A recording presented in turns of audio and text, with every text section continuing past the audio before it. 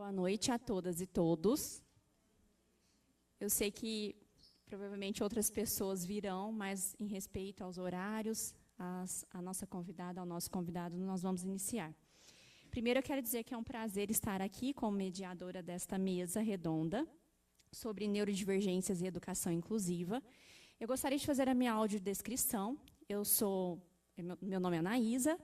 Eu sou uma mulher branca, eu tenho cabelos castanhos, claros e algumas mechas amarelas na altura dos meus ombros. Hoje eu estou usando uma blusa verde musgo, eu tenho um colar aqui com uma pedra meio esverdeada. Estou usando alguns acessórios, um relógio dourado no meu braço esquerdo, um anel prateado na minha mão direita. Estou usando um óculos, meu óculos, armação e hastes são cinza na cor cinza escuro. Sou uma mulher branca. E eu sou docente aqui da casa, eu sou professora nos cursos de Direito e Serviço Social e no programa de pós-graduação em Planejamento e Análise de Políticas Públicas. Em nome da Comissão Local de Acessibilidade e Inclusão, eu gostaria de agradecer a todas e todos aqui presentes, especialmente a Renata e ao Danilo, que aceitaram prontamente esse convite. São grandes especialistas na área e vieram nos ajudar. Inclusive, a Renata nos auxiliou na revisão do material, que não sei se vocês já tiveram contato, que foi publicado agora, recentemente, no Instagram, sobre neurodivergências e as nossas ações, né, previstas aqui no nosso campus. E o Danilo nos ajudou aqui no período da tarde, nós tivemos uma outra revisão, uma outra reunião, onde foram feitas algumas trocas entre discentes, servidores técnicos, servidores nós docentes, direção e vice-direção.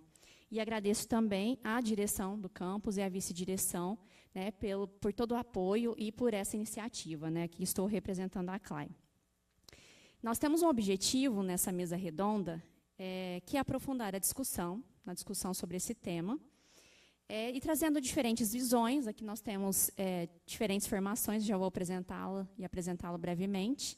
E a ideia é que isso, né, seja solo fértil para as nossas ações futuras, e quando eu falo em ações, eu estou falando de ações coletivas, né, envolvendo toda a comunidade da Unesp Franca. A organização, como que nós pensamos? Nós vamos começar com a fala do Danilo, na sequência com a fala da Renata, e nós abriremos para perguntas, comentários, sugestões no terceiro momento, tá, pessoal? Sobre nosso palestrante, eu começo com a Renata Fantassini. Ela é doutora em Educação Especial pela Universidade Federal de São Carlos. Ela é mestre em Educação, graduada em Pedagogia, com habilitação em Deficiência Intelectual. Tem várias especializações, né? Acho que vocês têm acesso aos currículos. Ela é docente e tutora nos cursos de graduação e pós-graduação, presencial, semipresencial e EAD do Claretiano, que é o Centro Universitário de Batatais, desde 2007. Inclusive, ela pegou estrada para estar aqui, agradecemos. Danilo também, já fala do Danilo. Ela é coordenadora dos cursos de pós-graduação Lato Sensu em Transtorno do Espectro Autista, TEA, ABA, que é Análise do Comportamento Aplicada na Educação Inclusiva. Ela é líder do Grupo de Estudos e Pesquisas em Educação Especial Inclusiva, o GPEI. E ela tem uma vasta experiência na área da educação especial, na educação inclusiva, e ela tem uma pesquisa de doutorado, que depois acho que você vai falar um pouquinho, né, que eu já soube um pouco do tema, achei super importante para nós aqui no campus. O Danilo, eu não vou arriscar o seu sobrenome, por O Danilo, querido, o Danilo é graduado em Psicologia pela Unesp de Bauru. Ele é formado também em Pedagogia pela Univesp em 2024. Ele tem pós-graduação, né, algumas especializações na área de dependência química, autismo, teorias da aprendizagem, saúde mental. E eu também vou fazer uma resumida, tá, Danilo? Só para nosso tempo aqui. Ele é mestre em Psicologia, Desenvolvimento e Aprendizagem, pela Unesp de Bauru, também em 2024. Tenho um apreço grande à professora Alessandra Bolsonaro, não sei se ela é dessa linha. A carrego comigo aqui.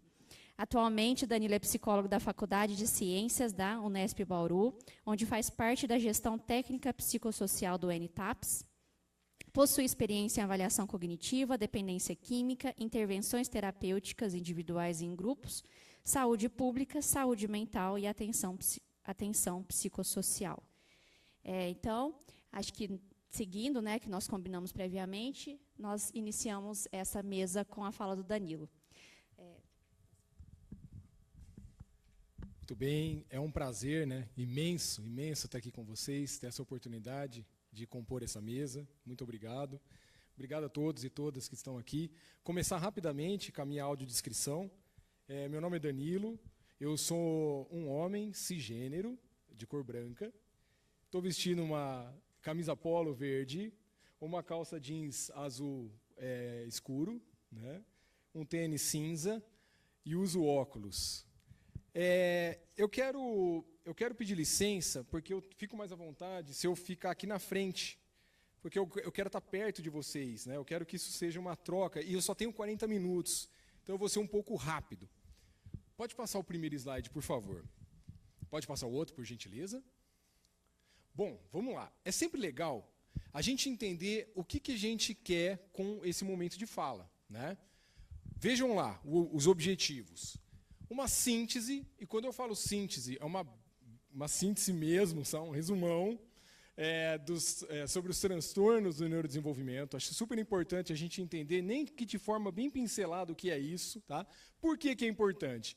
Porque quanto mais conhecimento a gente tem sobre um fenômeno, maior é a possibilidade de nós termos empatia pelo outro. Entende? Quanto mais a gente sair do nosso quadrado, do nosso mundo, da nossa bolha, mais a gente vai ter um olhar expansivo que dê conta da complexidade humana. Tá? Então, é esse o grande objetivo. Pode passar, por favor?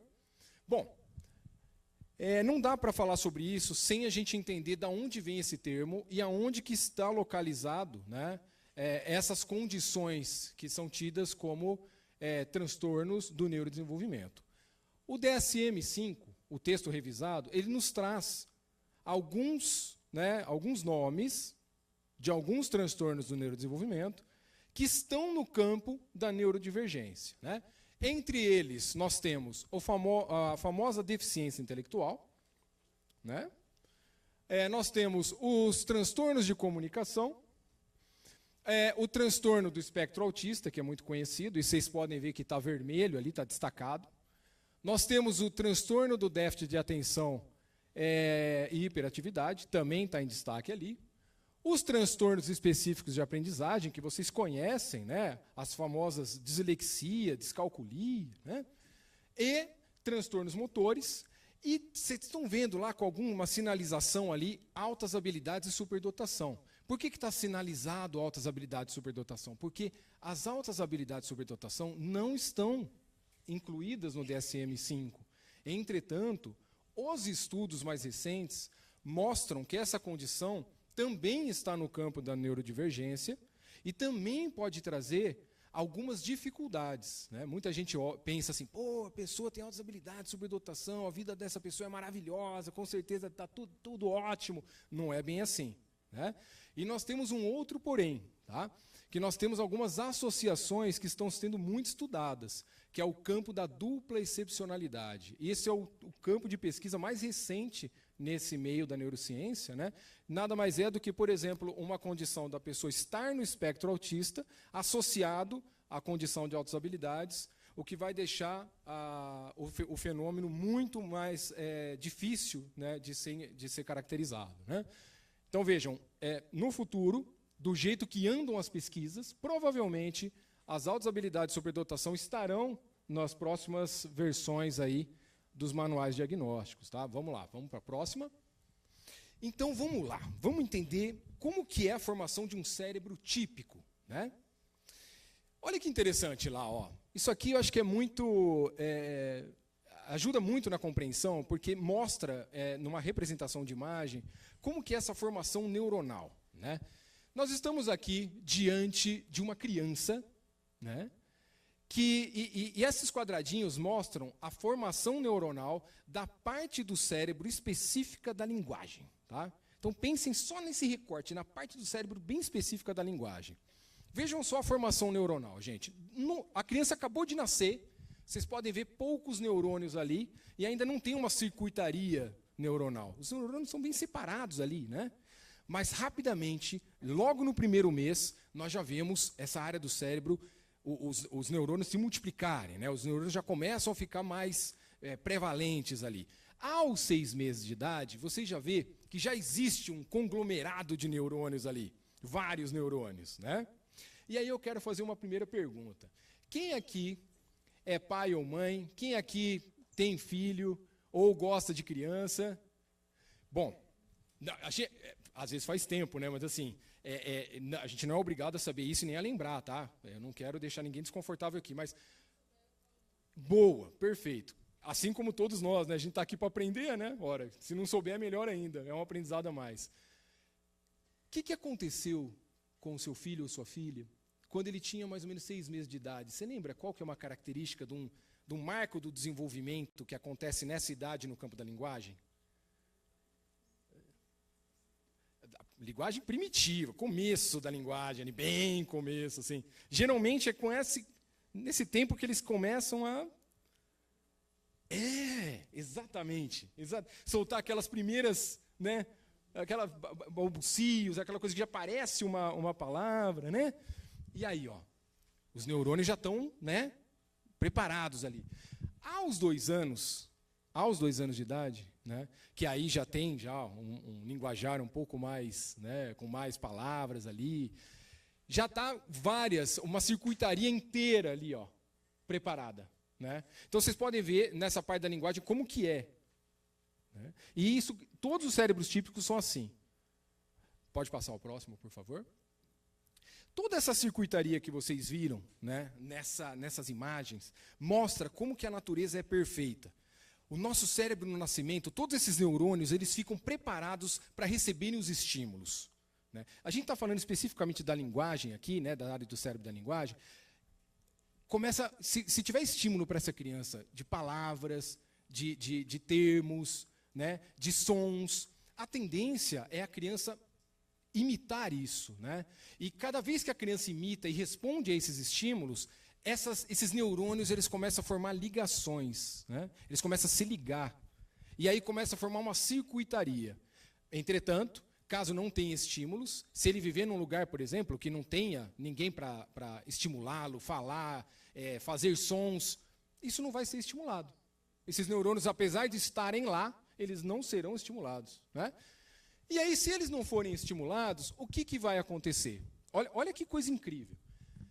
Isso vocês entenderam, né, que essas estimulações, a depender dos estímulos, né, que nós estamos diante deles, vai fazer que o nosso cérebro se molde de acordo com aquele ambiente, né? Então, vocês veem um ambiente estimulante para a criança, né, um ambiente com estimulações enriquecedoras para a criança, é sempre melhor, porque essa circuitaria vai aumentar. E isso é o caráter plástico do cérebro, é o que eles chamam de plasticidade cerebral, né? O cérebro ele se molda de acordo com o ambiente e, se necessário, né, até depois de um certo período. Agora, acontece também um fenômeno chamado poda neural. E essa poda é extremamente importante. O que significa isso? Esses neurônios que estavam disponíveis e não foram estimulados, não formaram circuitarias, eles são cortados, eles são descartados, né? Então, aqueles neurônios conglomerados que vocês viram ali, depois da poda, só os neurônios que formaram as circuitarias, os circuitos cerebrais, que vão permanecer. Os outros serão descartados, tá?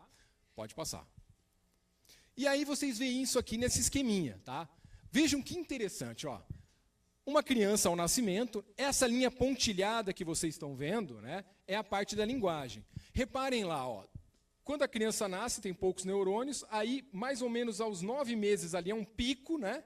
E aí eles vão diminuindo até os 2 anos, e aí a tendência a partir dos 2 anos é diminuir com um pouco mais de velocidade, tá? E aí eu pergunto para vocês já ouviram falar que quando a criança é bem nova, né? Está dentro ali da primeira infância, que é entre 0 e 6 anos, é mais fácil dessa criança aprender uma outra língua, né? Vocês já ouviram falar isso? Agora vejam, né, a partir dessa explicação bem rápida e bem rasa, vocês conseguem, assim, raciocinar por quê que é mais fácil? Pronto, exatamente. Você percebe a janela de oportunidade para o desenvolvimento? Os neurônios estão lá. Se estimulados, mas é muito rápido, sabe? A criança vira uma poliglota, quase uma cosmopolita, né? Assim, desde pequenininha. Agora, passou essa janela de oportunidade, é possível aprender uma outra língua? Claro que é, mas vai ser um pouco mais demorado. Vai precisar de estímulos um pouco mais fortes ali, tá?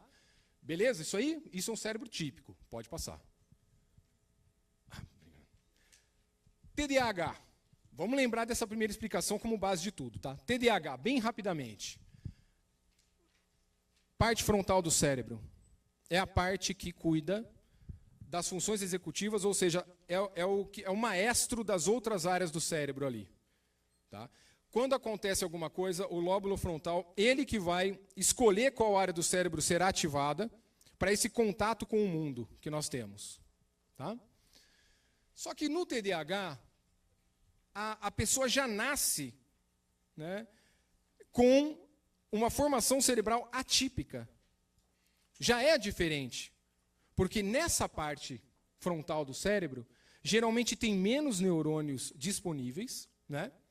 E tem um prejuízo nessa função, nessa circuitaria que regula 2 neurotransmissores importantes, a dopamina e a noradrenalina.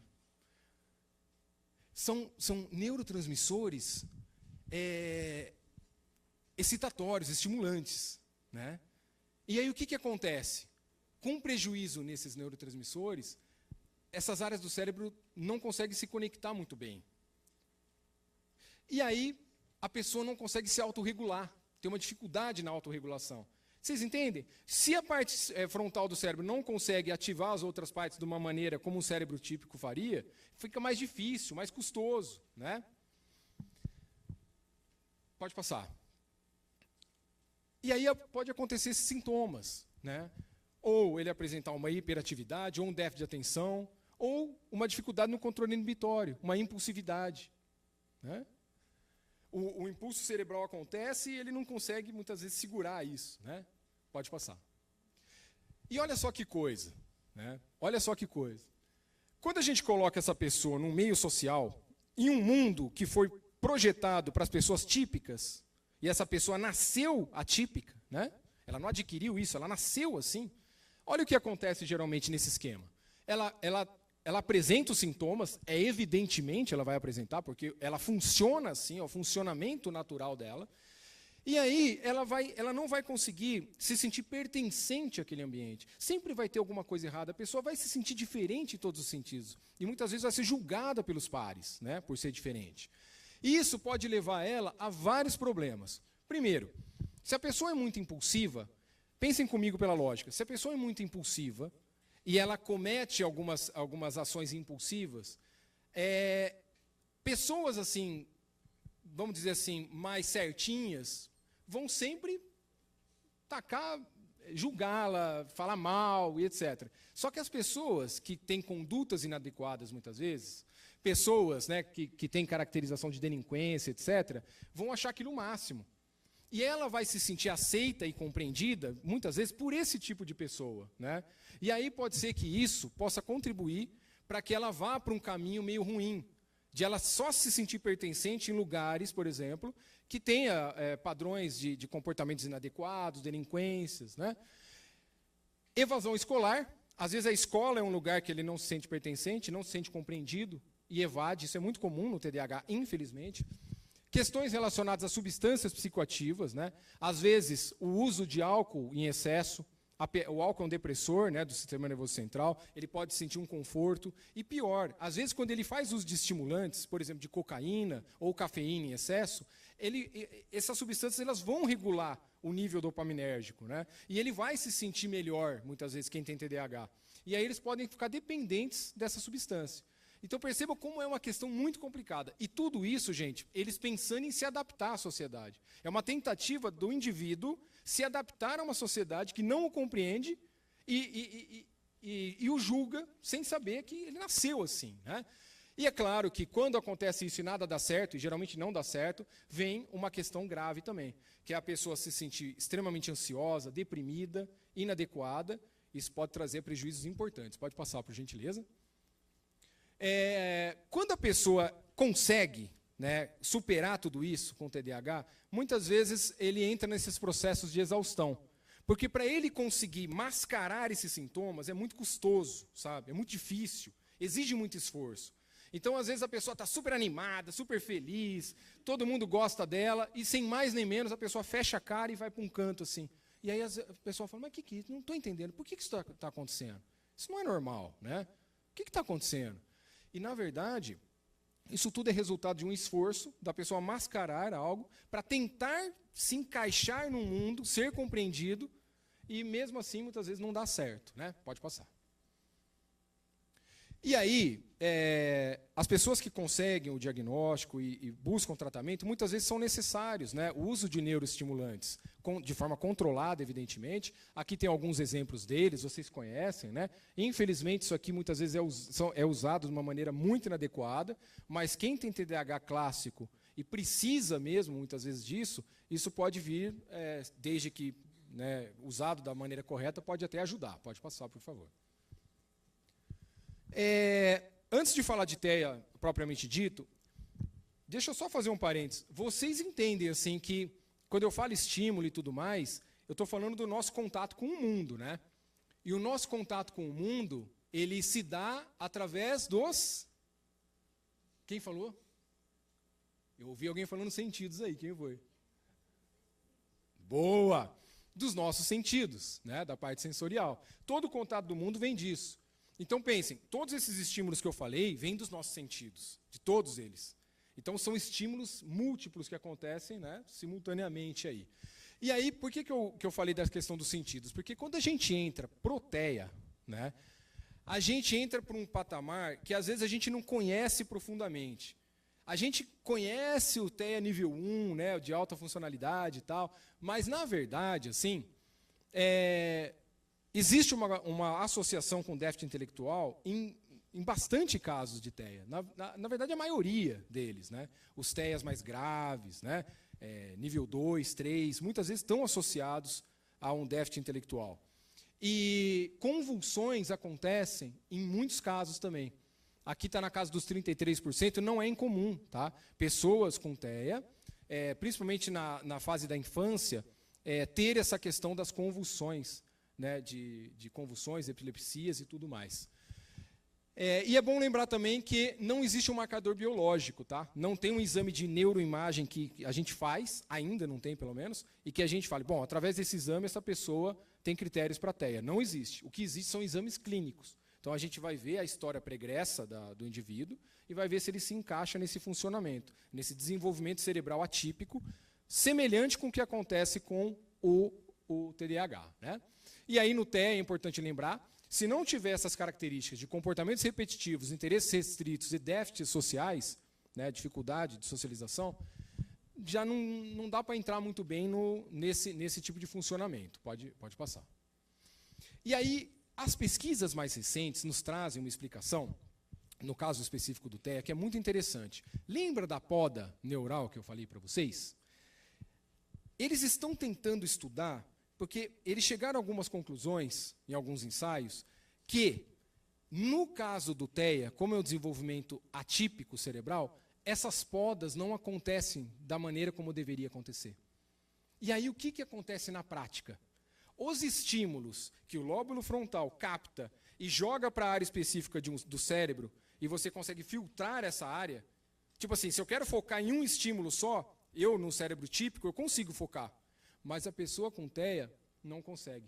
Porque esse resquício de poda que não aconteceu são neurônios que acabaram fazendo conexões que não deveriam existir, né? E essas conexões elas acabam se entrelaçando. Então, literalmente falando, quando um TEA recebe um estímulo ou múltiplos estímulos, ele meio que presta atenção em tudo ao mesmo tempo. Tudo acontece ao mesmo tempo. Então, se você coloca uma pessoa com TEA num lugar que tem muita gente falando ao mesmo tempo, provavelmente, tá, não é 100% dos casos, muda bastante no espectro, mas provavelmente ele vai ouvir literalmente o que todos estão falando ao mesmo tempo. E não vai conseguir prestar atenção em uma pessoa só, vai ser muito difícil. E se conseguir, vai ser um esforço tremendo e ele vai sair daquele ambiente assim esgotado, entendeu? completamente esgotado. Então, perceba, é um funcionamento muito diferente. Pode passar. Aqui, só para mostrar para vocês, quanto mais cedo a gente consegue encontrar que aquela pessoa tem um desenvolvimento atípico, desenvolvimento cerebral atípico, melhor. Porque lembra da janela do desenvolvimento, da primeira infância, dos 0 aos 6 anos, dos neurônios? Se eu conseguir estimular e fazer alguns treinos nessa criança, ela vai conseguir captar isso muito mais facilmente do que eu fazer depois. Então, quanto mais cedo eu conseguir perceber isso, diagnosticar isso, melhor, né? Para a gente poder fazer todos os acompanhamentos multidisciplinares, né? E nós temos algumas escalas, principalmente escalas de triagem, né? E hoje a gente percebe que, no Brasil, pelo menos, a gente consegue diagnosticar, se uma equipe preparada e que conheça, entre 18 e 24 meses, assim, tá? Com os instrumentos que nós temos validados aqui, tá bom? Em alguns casos, se a pessoa tiver um estudo a mais, ele consegue até antes. Só que não é tão simples, tá, gente? Precisa de muita qualificação e é muita responsabilidade fazer esse tipo de investigação, tá? Pode passar. Mas o que acontece na prática, né? Esses estudos são muito recentes, né, gente? Vocês sabem disso. Não se ouvia falar muito disso há pouco tempo atrás. Então, o que tem, gente? O que tem de adultos que são atípicos, têm o cérebro atípico e nem sabem que são, vocês não têm noção. Isso é sempre, tá? Isso é rotina. A pessoa, às vezes, vem, no contexto clínico, com uma queixa, por exemplo, de uma depressão ou de uma perda de esperança, que ele fala, olha, eu não sei, eu não me encaixo em lugar nenhum. Eu não consigo manter laços. As pessoas, elas me isolam, eu não sei o que eu faço de errado. E aí você escuta, você vai investigando, você investiga a história pregressa, conversa com os pais, e aí você percebe. Aquela pessoa tem um cérebro atípico, né? E aí você aplica, né, os instrumentos e tudo, e geralmente o resultado dá como cérebro atípico.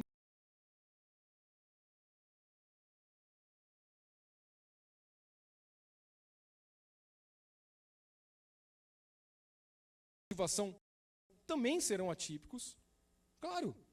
E vai ter um prejuízo muito importante nos processos de autorregulação emocional. E isso é difícil, né, gente? Isso é difícil, porque aí já entra no campo das emoções, né? Quando a gente fala assim, nossa, a pessoa está desregulada, nossa, a pessoa está em crise, né? O que é uma crise? É quando você não consegue manter aquela linha, você não consegue manter aquela constância das atividades, né? Das suas emoções. Fica tudo misturado. E aí a pessoa precisa, muitas vezes, né, de alguns recursos para isso. Pode passar, por favor. Essa sobrecarga, ela acontece muitas vezes, né, porque esse cérebro, como eu expliquei para vocês, muitas áreas acabam sendo ligadas ao mesmo tempo, e aí entram nesses momentos de crise. São termos em inglês que eu não gosto muito, mas é o que tem na literatura, né? O meltdown, né, no caso, seria assim, aquela crise externalizante, aquela crise para fora, que aí a pessoa às vezes põe a mão no ouvido, às vezes se bate, né, se dá tapa, grita, né? E o shutdown é aquela coisa mais internalizada, aquela coisa assim, a pessoa trava, a pessoa está por dentro se remoendo, mas a pessoa fica assim, parada, assim, quase como uma crise de pânico, assim. E é muito doloroso isso, né? Porque esse movimento de crise é a pessoa tentando, de alguma maneira, criar um estímulo ali um pouco mais potente para ela ter esse alinhamento, né? Para ela ter, de novo, esse alinhamento da atividade cerebral, o que não é muito fácil. É como se todo o cérebro estivesse funcionando ao mesmo tempo e ela tentasse focar em uma parte só, sabe? É muito difícil. Pode passar. No adulto é desafiador, que aí é o nosso mundo agora, estou falando do nosso mundo, né? Claro, vai ter um prejuízo na socialização, né, que é o núcleo, a questão nuclear dessa condição, uma dificuldade de manter a amizade, e isso, gente, é uma queixa prevalente, tá, de quem tem esse cérebro atípico. E não pense que é assim, ele tem dificuldade, ele prefere ficar sozinho. Não prefere, não. Ele quer manter laços, muitas vezes. Ela quer ter essas ligações, mas não consegue. E quando consegue, é uma queixa muito prevalente, quando consegue uma amizade legal, parece que as amizades evaporam, começam a se afastar. Ele não consegue manter as amizades, sabe? É uma queixa muito comum. A questão do hiperfoco, que às vezes acaba sendo o outro, às vezes vê isso como um saco, né? A pessoa só fala do mesmo assunto, do mesmo assunto, do mesmo assunto. E a pessoa não entende que aquilo para ele é algo que ajuda, né, que faz com que ele se regule melhor. A questão da comunicação direta, sem filtros, né, é um modo de raciocinar o mundo bem direto e bem pragmático. Por exemplo, tem um paciente que eu tratei, que aconteceu uma situação que foi muito interessante. Ele entrou no elevador e tinha uma senhora no elevador, né, e a senhora estava indo para a academia. E aí a senhora olhou para ele e falou assim, tô firme na academia, hein? Já consegui perder uns quilinhos. Você acha que eu estou bem? Você acha que o meu físico está bom ou precisa de mais alguma coisa? Aí ele virou para ela, de forma super pragmática, e respondeu. Falou, olha, ainda precisa de bastante. Você precisa fazer bastante exercício. E ela ficou assim, muito brava. E ele trouxe isso para a clínica. E ele trouxe, olha só que interessante, ele trouxe para mim assim, Danilo, ele falou, Danilo, eu não entendo o que eu fiz de errado. Danilo, eu respondi uma pergunta. Ela me perguntou, meu Deus, o que eu errei? E assim, convenhamos, gente, com todo respeito, se a gente for pensar de forma pragmática, ele não está errado. Ele foi sincero e ele respondeu. Entretanto, existem certas habilidades sociais que a gente precisa aprender, né, que requerem uma aprendizagem. E os cérebros típicos, a gente consegue captar essa aprendizagem com sinais ambientais, sinais não verbais, né? A cara que a pessoa faz, a gente já capta. Entretanto, o cérebro atípico, muitas vezes, não consegue captar esses sinais. Ele não tem isso naturalmente, vamos dizer assim, na estrutura cerebral. Mas ele consegue aprender. Aí ele aprenderia através de outra pessoa. Assim como acontece com questões mais abstratas, né, metáforas e tudo mais. Uma vez eu cheguei para um paciente e falei assim para ele, assim, com TEA. Falei assim, cara, eu acho que está na hora de você começar a enxergar os dois lados da moeda. E aí eu vi que ele começou a coçar a cabeça, ele começou a ficar incomodado, ele começou a coçar a cara, se apertar. Eu falei, o que aconteceu? Aconteceu alguma coisa? Ele falou, não, Danilo, eu só não estou entendendo. O que moeda tem a ver com o que a gente está conversando aqui? Porque quando eu falei os dois lados da moeda, ele pensou em literalmente uma moeda, a cara e coroa, né? Então, perceba, é um modo de pensar e raciocinar diferente, né? Sente-se mais confortável em trabalhar sozinho. Tá? Tem a questão da hiper ou da hipossensibilidade sensorial, que é uma questão super importante que às vezes a gente esquece, né? Tem uma colega que trabalha comigo, no mesmo local de trabalho, que tem dupla excepcionalidade. Ela tem altas habilidades associado com TEA. E ela não gosta de luz, ela tem sensibilidade de luz, fotossensibilidade. E aí, quando a gente vai trabalhar, eu vejo que ela está assim, querendo se concentrar, eu vou lá e apago a luz. Eu não me importo. Só que ela, né, ela é muito sensível e ela não quer atrapalhar. Ela fala, não, Danilo, mas você gosta da luz. Eu falo, não, mas eu não me importo, não me importo mesmo, para mim tanto faz. Não, mas deixa a luz, sabe? Então, você vê, ela quer abrir mão, e isso é uma questão, faz parte da questão da máscara, né? A pessoa mascarar os sintomas. Pode passar. E aí que eu quero terminar com vocês, né? A mascarar, isso é triste, isso é muito triste. A pessoa tentando se adaptar num mundo que não foi feito para ela se esforça, e ela disfarça, né? Ela faz as coisas escondido, faz sozinha. Nos momentos de crise, ela vai para um lugar sozinha e chora. E é muito, muito triste isso. Isso gasta uma energia, e aí tem até uma crise identitária aí. A pessoa começa a não entender muito bem quem ela é, o que ela gosta, o que ela faz, porque ela sempre vive em função do outro, para se adaptar ao ambiente, para não se sentir incluída e tentar forçar um senso de pertencimento que dificilmente vem, né? Pode passar, por gentileza. E aí a gente chega nessa conclusão, né? Como é difícil, gente, e necessário a gente entender esses processos para que a gente tenha empatia e entenda que as deficiências ocultas também são deficiências e tem que ter inclusão também para esse tipo de fenômeno, né? Não só as deficiências que a gente consegue enxergar claramente. Por isso o cordão girassol, né? Que é uma opção da pessoa poder usar, mas nem todos os neurodivergentes querem usar. Tem muitos que não querem. Eu não quero usar, mas eu quero ser respeitado e compreendido como uma pessoa neurodivergente, né? Pode passar, por favor? Não. A fibromialgia é um outro fenômeno. Um outro fenômeno que está muito ligado a questões depressivas. Assim. É um aumento da sensibilidade, né?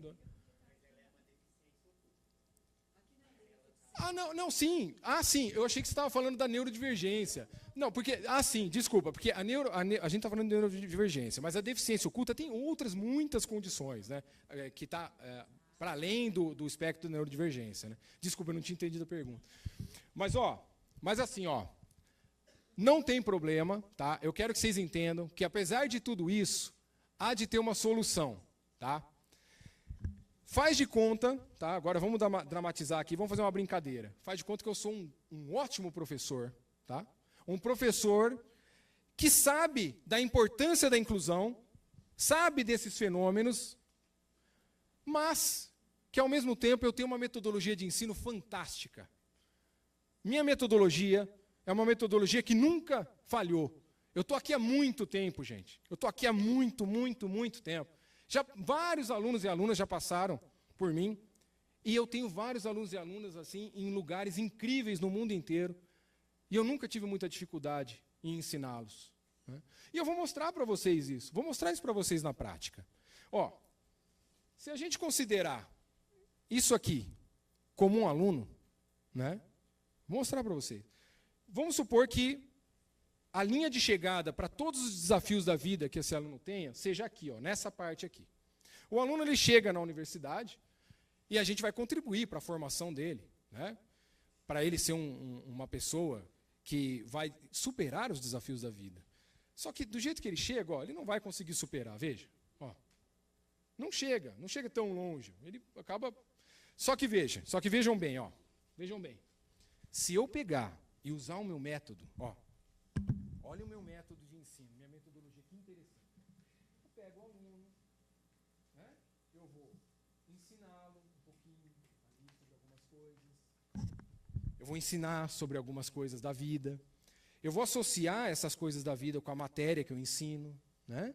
Eu vou explicar para ele sobre esses desafios. Eu vou fazer com que ele seja aquele aluno responsável, né? Que saiba resolver os problemas. Eu vou trazer um nível de consciência para ele, de modo que ele consiga se transformar. Porque todo ser humano consegue fazer isso. Passando por essa metodologia, né, passando por situações que eu já passei na minha vida várias vezes, ele vai conseguir, eu tenho certeza que vai. Eu consegui, todo mundo consegue. Estou provando para vocês. Como o aluno está moldadinho, está bonitinho. A diferença? Agora vamos ver. Vamos ver se ele vai chegar e superar os desafios da vida. Mas superou e até passou. Agora eu quero alguém da plateia. Quem vem aqui? Vocês viram como que é a metodologia. Vocês viram. Não é difícil. Vem cá. Vem, qualquer pessoa, vamos lá. Você também vai ser um bom professor, eu tenho certeza. E você aprendeu comigo, né? Vamos ver se você consegue reproduzir. O aluno está aí. Um aluno difícil, um aluno complicado. Como que você vai ensiná-lo? Vai, vamos lá. Está aí, olha lá. Difícil não é? Aí, ele fez, ele só viu rapidinho. Agora vai, vamos ver se o aluno está preparado para superar os desafios da vida. Foi até melhor que o meu. Tá vendo? Eu achei que eu era um bom professor, achei o melhor. Mais alguém, vamos lá. Vocês veem como não é difícil. Vem cá, vem mais alguém? Mais uma pessoa? Pode ser qualquer pessoa. Não, imagina. Isso aqui é infalível, Vamos lá. Vamos lá. Mas não tem segredo. Imagina, gente, vocês viram, não tem segredo, o método. Vamos lá, só replicar. Tem, vamos lá. Você viu. Eu, um bom professor, um outro professor, todo mundo aqui viu. Vocês viram. Vocês são testemunha, hein? Vamos lá. Seu método não funciona. Mas como não funciona? Você viu? Funciona ou não funciona? Mas o aluno é diferente. Mostra esse aluno para a plateia.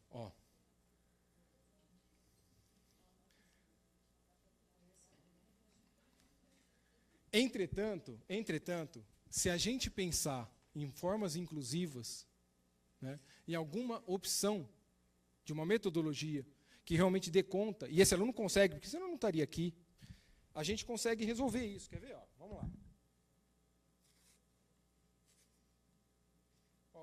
Bem rapidamente, só para mostrar. Isso. Aí. não precisa ser sozinho, pode ser alguém aqui ajudando, né?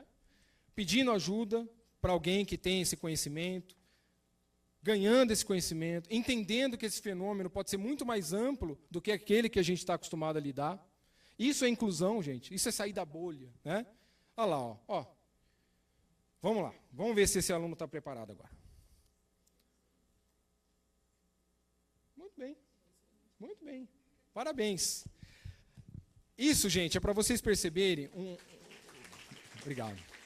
Isso é para vocês perceberem como que a formação de conceitos ela é complexa, né? Se a gente for parar para pensar na formação de conceitos como um silogismo, às vezes a gente coloca nas premissas só aquilo que a gente quer enxergar.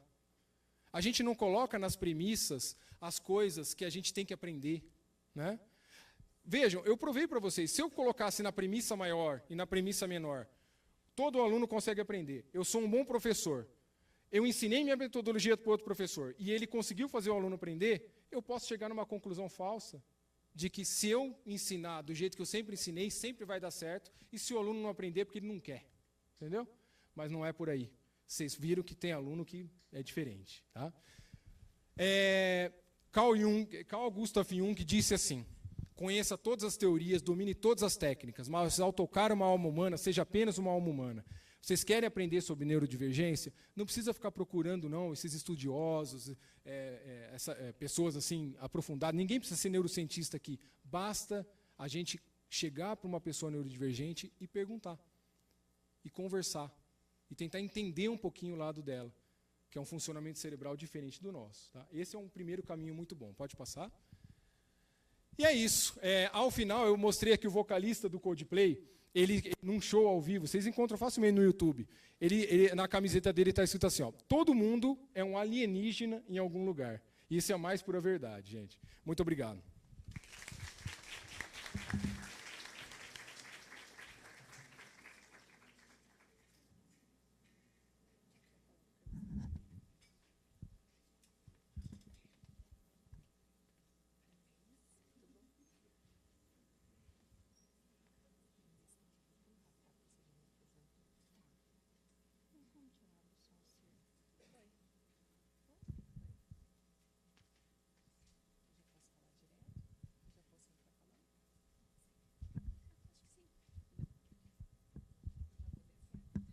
Pessoal, passando a fala agora para a Renata. Ela quer se movimentar, né? E o pior, eu acho que eu tenho alguma coisa de atípico, porque eu tropeço muito, né? Então eu acho que eu tenho que ficar aqui no meio, onde que eu fico bem livre. Boa noite a todos. É um prazer estar aqui com vocês. Vou me audiodescrever rapidamente, tá? Eu sou uma mulher alta, branca, dos cabelos pintados, tá? Falsificados, né? Então, na verdade, eu tenho luz, cabelos longos, olhos castanhos, e estou vestindo uma roupa marrom para facilitar a minha audiodescrição, marrom, sapato marrom, tenho um colarzinho de pérola, de pedrinhas, e sou uma pessoa bem extrovertida, tá? Queria, antes de iniciar, agradecer o convite, principalmente da minha querida professora, Alessandra, tá? Foi minha professora no mestrado, lá em Ribeirão Preto. Na época, a gente estava perdendo ela para cá, já, mas eu consegui concluir a disciplina com ela, né? E sou muito grata, e é um exemplo, uma pessoa admirável. Muito obrigada pelo convite, obrigada aí. E também agradeço ao Danilo, que eu aprendi muito com você hoje também, viu? Muito obrigada. Bom, eu já vou entrar falando, né? Vocês viram a minha formação, né? Eu sou pedagoga de formação, então eu inicio minha carreira com 17 aninhos, fiz magistério, aquele antigo magistério, trabalhando em APAE, com educação especial, 17 anos, tá? E aí, fico nessa APAE durante 11 anos, na APAE de Batatais. E depois da APAE de Batatais, estava com mais ou menos 5 anos de APAE, eu passei no concurso público em Batatais, na prefeitura, e fui trabalhar com classe especial. Peguei todo o momento do movimento de inclusão, que acabam as classes especiais e viram a AEE, E aí fui trabalhar no ensino superior. E quando eu chego no ensino superior, aí eu me deparo, né, gente? Uma professora que vai para o ensino superior tem que ter mestrado, doutorado, tem que estudar mais e mais e mais. Meu mestrado, totalmente voltado para uma linha de pesquisa de inclusão, em que eu pesquisei a rede pública, fiz todo o mapeamento da minha rede lá de Batatais, quantos alunos tinham, onde eles estavam, o que eles estavam fazendo, se estava incluído ou não. Meu doutorado, eu já entro no ensino superior, porque eu já estava na faculdade. Então, aí a gente vai tomar café, jantar com os professores, e fala assim, nossa, aquele já tem doutorado, aquele já tem pós-doc, preciso me... E estou fazendo meu doutorado. E aí, no meu doutorado, eu me realizo mesmo, porque aí eu vou estudar inclusão no ensino superior. E é a grande área que eu almejo, que eu gosto e que eu vejo que está acontecendo. Por quê? Quando eu estava lá no meu mestrado, eu estava pegando o começo da inclusão, que os alunos estavam indo para a rede. E no meu doutorado, eu já comecei a pegar aqueles alunos que estavam indo para a rede, indo para o ensino superior. E cada vez mais eles estão chegando para a gente. Cada vez mais eles estão entre nós. E a minha fala vai se direcionar nesse sentido. E aí eu vou compartilhar com vocês várias experiências de educação superior. Tá? Pode passar, por favor. Então, para começar, eu pretendo abordar com vocês alguns conceitos básicos, tá? Porque eu acredito que a gente precisa entender, como a professora perguntou, mas fibromialgia entra. Então, eu queria que vocês entendessem quem que é o público da educação especial, onde que entra a questão dos neurodivergentes. Então, eu vou falar um pouquinho para vocês entenderem qual que é esse público nesse contexto. Também vou falar de algumas habilidades que nós precisamos ter, tá? Enquanto pessoas, enquanto vocês, se alguém de vocês pretendem ser docentes na educação superior, que habilidades que a gente tem que ter a hora que recebe um aluno, né, que tem alguma neurodivergência, ou seja, algum caso de inclusão. Tá? E também vou falar um pouquinho desse esforço que é coletivo, que não adianta ser só do professor.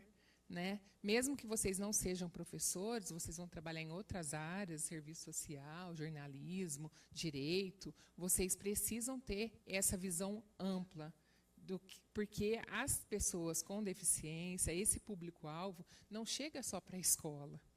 Eles chegam em todos os lugares, até numa clínica de estética. Um surdo pode chegar e querer fazer um procedimento, no dentista, e aí? Tá? Então, eu vou falar sobre isso também. Pode passar, por favor? Pode passar. Antes de iniciar esse momento, pode ir. Queria comentar com vocês da inclusão no ensino superior. Esse censo é o censo de 2023, que foi publicado em 3 de outubro de 2024. Então, quer dizer, nós não temos ainda o censo de 2024. Ele vai ser publicado possivelmente no segundo semestre. O que está acontecendo aí? Está tendo um número muito elevado de pessoas, né, com deficiência, pessoas público-alvo da educação especial, dentro do ensino superior. Só que, na hora que a gente vai observar, não chega nem a 0,9%. Não chega a 1%, gente, da população na educação superior. Por quê, gente? Lembra daqueles meninos que tinham alguma deficiência quando estudaram com vocês? Eles desistem.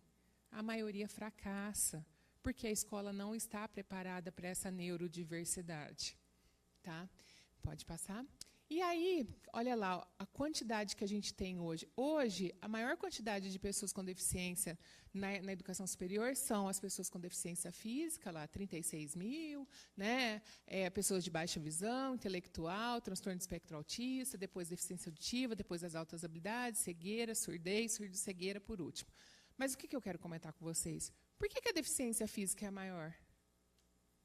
Porque é aquilo que a gente vê. Se a gente fizer um processo de mapeamento, eu garanto para vocês que o autismo e o TDAH estão lá na frente. Porque elas não são visíveis. A gente não vê. Então, quer dizer, não tem como uma pessoa com deficiência física entrar aqui e não se autodeclarar para a gente. Ela já está autodeclarada no corpo dela. Um surdo, a gente percebe. Eu já tive aluno que esconde, a gente já vê o aparelhinho ali, né, uma pessoa com deficiência auditiva. Agora, o transtorno do espectro autista, a deficiência intelectual, vamos falar assim, tudo que está dentro da neurodivergência é muito invisível aos olhos, né? É aquilo que eu sempre falo com meus alunos. O autismo não tem cara. Qualquer pessoa que está aqui pode ser um autista, a gente não sabe, e essa pessoa não se autodeclarou, e ela tem o direito de não se autodeclarar. Tá? Pode passar, por favor. Eu trago só esse dado é da educação básica, mas ele vai influenciar lá na frente. Esse dado é um dado que já saiu, tá? De 2024. Olha só, cresceu mais de 20 vezes o número de pessoas com autismo na educação. Tá? Então, hoje, a gente tem mais de 2 milhões de pessoas aí dentro da matriculado na escola. E, assim, só para resumindo esse quadro, 91,3% das pessoas com deficiência estão dentro da escola já. O restinho está nas instituições especializadas. Hoje, uma pessoa que nasce com qualquer tipo de deficiência já vai para onde? Para a rede pública. Então, eles vão chegar aqui na rede pública também, no ensino superior. Tá? Bom, e o que é essa tal de inclusão? Inclusão, gente, é um movimento mundial, não é uma coisa que está acontecendo só aqui na Unesp, nem lá no Claretiano, nem em Batatais, nem em Franca. É uma coisa que acontece no mundo. A gente tem uma política aí mundial de educação inclusiva. E é um movimento que é político, é social, ele é cultural, ele é educacional. Ele é um movimento, acima de tudo, humano. Que a gente tem que lutar pela igualdade, pelo respeito às diferenças, pelo respeito à diversidade, pelo direito de todo mundo estar vivendo, convivendo e aprendendo todo mundo junto. Isso é inclusão. Pode passar. Só que aí a gente tem a diversidade. Quando nós falamos em diversidade, aí nós vamos pensar assim, eu sempre falo, a gente abre um leque enorme. Porque nós temos o hábito de, toda vez que pensamos em diversidade, pensar só nas pessoas com deficiência. E não é bem assim. A diversidade diz respeito à etnia, à questão sexual, o gênero, a faixa geracional. Olha como que está em alta essa questão, o etarismo. Olha só, né, a classe social, religiosa e o público-alvo da educação especial. Não é só, a diversidade não é só o público-alvo da educação especial. Então, dentro de uma sala de aula, dentro de qualquer contexto, o que nos preocupa muito é o quê? A pessoa com deficiência. Mas nós esquecemos de todos esse outro leque de diversidade que nós temos. Pode passar. E a neurodiversidade, gente? Não se limita a condições específicas, mas abrange toda uma gama de funcionamento cerebral. Dentro da neurodiversidade, como o Danilo disse, nós temos muitas neurodiversidades aí. A gente tem muitas neurodivergências. Que as mais conhecidas para a gente é a deficiência intelectual, o autismo, o TDAH, os distúrbios, né, que os médicos tratam muito com a palavra de disfunção, distúrbio, né, dislexia, descalculia, disgrafia, desortografia. Mas olha ali, a gente tem síndrome de Tourette, a gente tem os transtornos obsessivos compulsivos, tudo isso está ali no meio. É o cérebro funcionando de uma forma diferente. Tá? E quando nós falamos em educação inclusiva? É que nós queremos uma escola inclusiva, nós queremos o quê? Que a garantia dos... Hoje eu falo 4 pilares, né? O acesso, que é a matrícula, a garantia da vaga, a permanência, fazer com que ele permaneça, só que não é fácil. Fazer com que ele permaneça e aprenda é mais difícil ainda, que é o 3º pilar. Porque precisa ter aprendizagem. Nós não estamos falando de uma sociedade mais de que as pessoas estão incluídas para socializar. Que eu ponho meu filho na escolinha só para ele socializar, eu ponho ele na escolinha para ele aprender. Então, a aprendizagem é o 3º pilar. E o sucesso, que é o 4º pilar aí, que não depende só dos professores, só da escola. O sucesso, para qualquer pessoa, depende das oportunidades que a gente vai ter depois lá fora. Né? E o sucesso depende também do que é sucesso. De repente, o sucesso para mim é ter um filho. O sucesso para outra pessoa é um emprego, um cargo. O sucesso para outra pessoa é morar numa casinha de sapê. Então, o que é o sucesso? A gente vai deixar por conta deles. Eu já tive aluno com síndrome de Down que fez curso de educação física. E o sucesso para ele foi terminar o curso de educação física. E hoje ele é assistente de um professor de educação física na APAE. E isso é o sucesso para ele. Então, cada um tem a sua forma de pensar o sucesso. Né? E esse esforço é coletivo, né? Da gente tornar a sociedade mais equitativa. Vamos tirar da cabeça essas falas discriminatórias e capacitistas de falar que nós queremos a igualdade. Nós não queremos a igualdade. Todo mundo é igual perante Deus. Não. Todo mundo é diferente. Nós queremos a igualdade de oportunidades. Então, a gente quer disputar de igual para igual no vestibular. Mas não queremos ser tratados com igualdade. Não é isso. Pode passar. Pode passar. E aí vocês percebem que o processo da educação inclusiva ele é uma grande engrenagem, que vai depender de todos esses fatores, do acesso. Eu tenho garantido o meu acesso? Estão fazendo alguma coisa para que eu permaneça estudando nessa faculdade? E como que está a questão do meu futuro, a aprendizagem e o sucesso? Temos que pensar nessa engrenagem como um todo. Lembrando que a permanência é o grande eixo ali. Por quê? Permanecer é o difícil. Se a gente permanecer, se conseguir a equiparação de oportunidades, provavelmente o sucesso vem logo em seguida. Pode passar.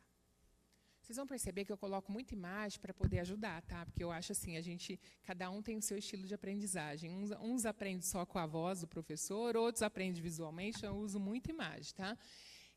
Quando falamos em desenho universal, é algo que está sendo muito discutido, até falei com a professora, que merecia assim, uma noite para a gente falar só de desenho universal. Mas, hoje, para uma sociedade ser uma sociedade que garante a equidade, nós precisamos pensar muito no desenho universal. Vocês já ouviram falar do desenho universal? O desenho universal, gente, ele vem para resolver coisas simples e básicas, que muita gente não sabe. Por exemplo, vocês sabiam por que lá no supermercado o shampoo é virado para cima e o condicionador para baixo? Foi um designer que desenhou isso e faz parte do desenho universal. Para o cego poder saber o que é shampoo, o que é condicionador. Outra questão, vocês já pararam para pensar que nas casas antigas, quando a gente ia ligar uma torneira, abrir uma porta, era tudo aquela maçaneta de rodar? Uma pessoa sem um braço consegue rodar aquela maçaneta? E aquela que faz assim só? Uma pessoa sem braço bate o pé, bate o ombro, abre e entra. Então, o desenho universal é pensar no mundo com uma filosofia que seja para todos. Então, hoje, o desenho universal contribui muito para a nossa vivência em todos os lugares. Portas alargadas,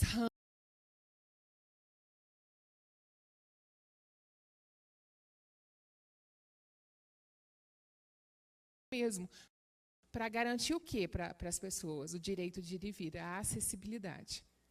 Né? Nós precisamos garantir isso em todos os contextos. E eu vou falar daqui a pouco da acessibilidade, porque toda vez que a gente pensa em acessibilidade, a gente só pensa na rampa, no corrimão, né? Mas tem outras formas de acessibilidade. Pode passar.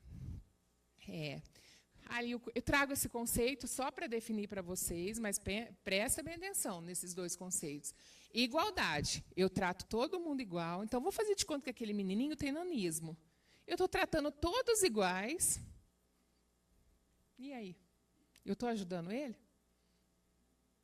Agora, quando eu trato com equidade, eu ajudo aquele que precisa e naquele que não precisa, ele caminha sozinho. Então, ali nós temos esses dois conceitos que são fundamentais para a gente poder parar de falar nessa questão de igualdade. Ninguém quer ser igual ao outro. Essa visão de querer ser igual ao outro não é da educação inclusiva. Ela é uma visão que diz respeito, é uma visão capacitista. Tá? Então, nós temos que pensar na equidade de oportunidades mesmo. Pode passar. E educação especial, o que é? Aí a gente entra num outro cenário. Diferente da educação inclusiva, que a educação inclusiva é em todos os contextos, a gente vai falar da educação especial, que já é uma modalidade de ensino. Ela está direcionada dentro do contexto escolar. E ela tem que ser hoje transversal. Então, passa o outro slide, vê se eu trouxe. Durante muito tempo, a educação especial ela era paralela. Então, vamos pensar aqui. Essa seta vermelha era a PAI. Tá? Então, durante muito tempo, as crianças, as pessoas com deficiência, iam para esse sistema paralelo, para as instituições. Hoje, a educação especial ela tem que ser transversal, ela tem que começar lá na creche e ir até no ensino superior. Então, hoje, nós precisamos pensar na educação superior com essa transversalidade. Ela não pode mais acontecer de forma paralela. Pode passar. Eu gosto dessa imagem também, eu acho que muitos de vocês já viram, tem caído muito em concurso público, tá? que significa essa imagem, gente? Vamos prestar atenção.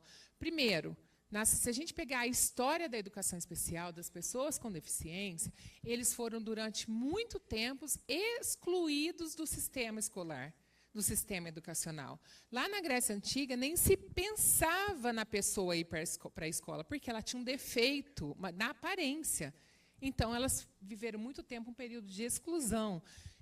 Foram perseguidas, mortas. Hoje a gente sabe que no Brasil tem uma comunidade indígena que ainda pratica esse tipo de exclusão, né? E isso é uma coisa muito séria, né? Tem sido fiscalizada, mas é muito sério. Posteriormente, a gente viveu um período de segregação. O que é esse período? Quando surge a medicina, a filosofia... Não, a medicina, vamos pensar, cursos mais na área da saúde. Quando surge a questão da medicina, eles começam a entender que a pessoa com deficiência poderia ser colocada num espaço, como um asilo, um manicômio, e ser consertada. Então, eles retiravam... O Allan Kardec, aqui de Franca, surgiu por isso. Eles retiravam a pessoa da sociedade, jogavam dentro do Allan Kardec para ser tratada e daqui uns tempos recuperada e depois voltava. Só que aí passou-se um tempo e eles descobriram que isso não funcionava. E aí nós passamos para uma terceira fase, que é a de integração. Essa fase vocês viveram, porque a história da educação especial ela é muito recente e a gente viveu essa fase, que foi a época da escola nossa, que tinha a classe especial, que tinha a classe dos menininhos tudo separado. Então, o que acontecia nesse momento? Eles estão dentro da escola, mas num espaço diferente. E essa fase durou tanto que durou até outro dia, até 2008, que é quando eles estão dentro da nossa escola também, dentro da classe, mas eles estão no cantinho lá no fundo, sentado. Não sei se vocês já assistiram aquele filme, eu acho que é Em Nome do Pai, no filme mostra o menino com síndrome de Down que ele fica lá no cantinho, no fundo da sala, recortando a revista, folheando a revista, enquanto está todo mundo aprendendo. E a gente tem resquícios dessa história ainda nos dias atuais. Tá? Quando eu vou para as escolas, eu sempre falo, os meninos de inclusão têm que estar aqui, na primeira fileira. Né? Geralmente, eles estão lá escondidinhos, lá no fundo. E o período de inclusão, que é o período que nós estamos vivendo. Só que eu vou falar para vocês, nós estamos engatinhando. Nós estamos começando a aprender a engatinhar. Por quê? É um período que muita gente fala que muita escola fala que é inclusive, não é. Muita gente fala que respeita a diferença, não respeita. Muita gente, como o professor disse, a questão da empatia, e não tem. E aí a gente vai percebendo que nós estamos ainda começando esse processo de inclusão, que vai demorar um pouquinho para acontecer de fato. Em termos de políticas, vocês acham que sempre existiram políticas públicas voltadas para a educação especial? Não, específicas não. A primeira política pública específica para a educação especial aconteceu em 1994. Enquanto o mundo inteiro falava de Declaração de Salamanca, de direitos universais, todo mundo falando de inclusão no mundo, o Brasil lança uma política de integração, um passo para trás. Então, o Brasil sempre tem uma questão de retroceder. Tá? Em 2008, nós tivemos uma política de fato, que inclusive a Maria Amélia, a Tárcia, participaram da elaboração. E a professora Eniceia, fui minha orientadora, a professora Tárcia no mestrado, a professora Maria Amélia no doutorado, elas estão lá nas políticas. Elas ajudaram a escrever essa política. O governo da época convidou, essa política demorou 10 anos para ser construída, o governo da época convidou os maiores especialistas em educação especial para escrever essa política. Posteriormente, nós tivemos, em 2020, uma nova política, equitativa ao longo da vida, que tinha uma proposta maravilhosa, inclusive eu fui convidada para escrever junto na parte de autismo. Fiquei muito honrada, participei com a professora Menezes, lá em São Paulo, só que, numa mudança de governo, ela desviou um pouquinho. Tá? Não sou nenhum nem outro, tá? Mas só para vocês entenderem. Quando ela foi lançada, 3 dias depois, ela foi suspensa pelo Supremo Tribunal de Justiça. Tá? Por quê? Porque ela permitia que as famílias pudessem escolher retroceder, voltar todo mundo para a escola especializada. E quando a gente permite isso, a gente está permitindo que o diretor fale para você, aqui não dá para você, vai lá para a PAI. Então, eles entenderam, na época tiveram várias cartas de repúdio. Ela foi suspensa em 3 dias. Não sei se vocês lembram, que teve toda uma movimentação, aquela pessoa usando libras lá junto com a primeira-dama. Foi um sucesso. Foi lançada no Dia Mundial da Pessoa com Surdez, se eu não me engano. E ela foi lançada e 3 dias depois ela foi. Então, hoje, o que nós temos? Volta o outro governo, que, por acaso, participou da primeira política, e fala assim, nós já temos uma política muito boa, que é a de 2008. Vamos aprofundar e vamos melhorar essa política. Então, hoje, nós temos foi feita uma cerimônia em 2023 de reafirmação, de afirmação e busca pelo fortalecimento dessa política de 2008. Então, pegou aquilo que todos os especialistas fizeram, porque quem montou essa política de 2008, gente, foram as melhores pessoas do Brasil, que trabalham no chão da escola, que conhecem pesquisa, que conhecem evidência científica. Então, eles voltaram nessa política e agora eles têm uma previsão de trabalhar em cima da melhoria dessa política de 2008. Pode passar. Eles pretendem, que sejam, assim, num valor, no máximo assim, de 4 anos, 3 milhões de investimentos. Aí eu acho que vocês já devem estar ouvindo falar. Por exemplo, tem várias universidades já oferecendo cursos de formação, de atualização em educação especial, educação inclusiva, educação do campo, educação. Então, eles estão voltando, fazendo isso. Então, está tendo um investimento aí na questão de transporte, recursos. Quando você comprova que você tem alunos com deficiência, o governo manda uma quantidade de recursos para a sua escola, materiais de tecnologia assistiva, computadores, tudo para tentar melhorar. Então, isso tem acontecido. E é o que a gente espera que aí, até 2027, a gente tenha sucesso com essa política mesmo. Pode. Na educação básica, o que nós temos, gente? Algo que chama Atendimento Educacional Especializado, que foi lançado em 2009, logo depois da Política de Educação Especial, de 2008. Então, em 2009, eles lançam o AEE. O que é o AEE? O AEE é uma sala multifuncional que funciona nas escolas, mas não retira os meninos para o atendimento. Na verdade, o que acontece? Todo mundo está incluído e, no período contrário, ele volta para complementar, para suplementar o que está acontecendo, a sua aprendizagem. Tá? Isso na educação básica. Agora, vamos pensar no ensino superior. O que foi criado para o ensino superior?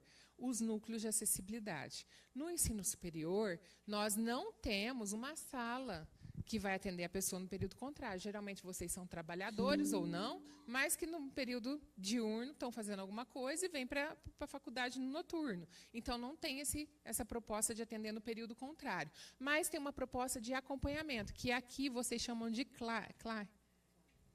comissão NTAI. Isso. E o CLAI formula política. Isso.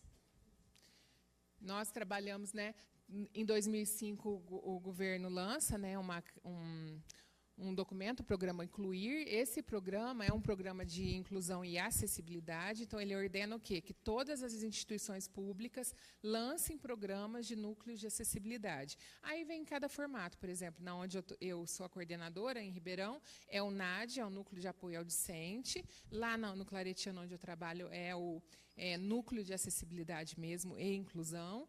E na educação, eu sou, no caso, focal de inclusão e acessibilidade. Então, eu trabalho com toda essa questão de inclusão e acessibilidade na educação superior. Já vou explicar para vocês como que funciona a chegada dos alunos para a gente. Pode ir.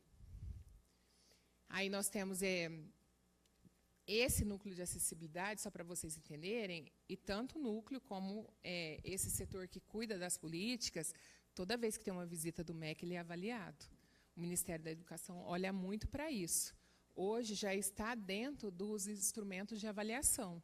Eles querem saber se a instituição tem acessibilidade, então rampas, corrimões, essas coisas precisam ter. Então, a gente sabe que acontece mesmo esse olhar. E nós temos, na educação superior, os referenciais de acessibilidade da educação superior, que vai trazer para a gente quais são as referências que a gente tem que observar na educação superior para ela ter a acessibilidade. Dentro desses referenciais, ele segue a Lei Brasileira de Inclusão. Essa lei é fundamental. Ela é de 2015 e ela traz pontos muito relevantes que a gente tem que considerar em todas as áreas. São 121 artigos nas diferentes áreas, que começam desde a educação, saúde, lazer, cultura, trabalho e direitos civis. É importante falar para vocês, por exemplo, durante muito tempo, escolas particulares cobravam do aluno por ele ter uma deficiência. Convênios médicos cobravam mais pelo aluno ter algum tipo de deficiência. Na questão, por exemplo, vou para Maceió passar minhas férias, precisa ter pelo menos 10% dos quartos acessíveis no hotel que eu vou estar. Tá? Por exemplo, editoras. Quando a gente tem, por exemplo, lá no Claretiano, eles trabalham com o ângulo na educação básica. O ângulo tem que fornecer, as editoras têm que fornecer o material acessível. Então, tudo isso está incluído ali. Até a questão dos direitos civis também, tá? Que há muitos anos atrás, a pessoa com deficiência era proibida de ter filhos, de casar, de ter direitos civis mesmo. Hoje, a pessoa com deficiência comprovada, né, que seja uma deficiência leve, ela tem o direito do casamento, de escolher se vai ter filhos ou não. Tudo isso foi adquirido com essa Lei Brasileira de Inclusão. Essa Lei Brasileira de Inclusão, ela é maior que a política de 2008, só que ela simplesmente reafirma. Né? Então, ela trabalha na mesma linha, e isso é muito importante para nós, enquanto... Né? Porque o que eu ouço muita gente falando? O Brasil não tem política de inclusão, o Brasil não tem isso, o Brasil não tem... O Brasil tem, gente, a nossa política é fortíssima, é excelente, a nossa Lei Brasileira de Inclusão é ótima. O que não tem? Fiscalização. Alguém que faça acontecer. Então, por exemplo, uma lei dessa sai, ela precisa ser decretada para poder acontecer. É a mesma coisa. O que adianta a gente ter uma política maravilhosa do autismo, de proteção à Lei Berenice Piana, e ela não acontecer de fato? Então, a gente tem muitas leis importantes, mas a gente precisa lutar para que elas aconteçam. Pode passar. E aí, eu acho que todo mundo está perguntando, né? Quem que é esse público-alvo? Vamos falar assim, da educação especial. Tá? Nós temos 3 grupos, pode passar. Nós temos 3, vamos falar 4. Tá? Até a política de 2008, a gente tinha as pessoas com deficiência, as pessoas chamavam de TGD, Transtornos Globais do Desenvolvimento, as pessoas com altas habilidades de superdotação e as pessoas com transtornos funcionais específicos. Tá?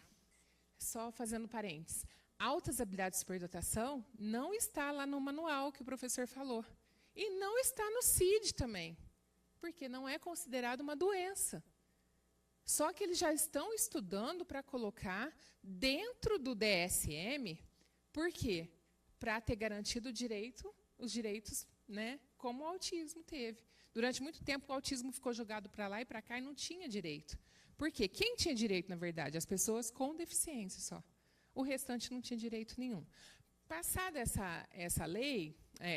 passada a política de 2008, veio o novo decreto 7.611 de 2011 e foi reafirmado depois pela Lei Brasileira de Inclusão que tira os transtornos das deficiências. Então, por exemplo, dislexia, descalculia, disgrafia e desortografia e o próprio TDAH não é considerado público-alvo da educação especial. Então, eles não têm os mesmos direitos que aqueles outros 3 grupos têm dentro da política de educação inclusiva.